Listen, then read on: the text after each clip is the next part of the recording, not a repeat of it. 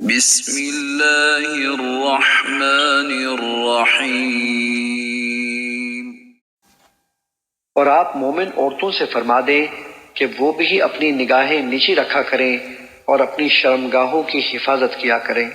اور اپنی آرائش و زیبائش کو ظاہر نہ کیا کریں سوائے اسی حصے کے جو اس میں سے خود ظاہر ہوتا ہے، اور وہ اپنے سروں پر اوڑھے ہوئے دوپٹے اور چادریں اپنے گریبانوں اور سینوں پر بھی ڈالے رہا کریں، اور وہ اپنے بناؤ سنگھار کو کسی پر ظاہر نہ کیا کریں سوائے اپنے شوہروں کے یا اپنے باپ دادا یا اپنے شوہروں کے باپ دادا کے یا اپنے بیٹوں یا اپنے شوہروں کے بیٹوں کے یا اپنے بھائیوں یا اپنے بھتیجوں یا اپنے بھانجوں کے یا اپنی ہم مذہب مسلمان عورتوں یا اپنی مملوکہ باندیوں کے یا مردوں میں سے وہ خدمتگار جو خواہش و شہوت سے خالی ہوں، یا وہ بچے جو کم سنی کے باعث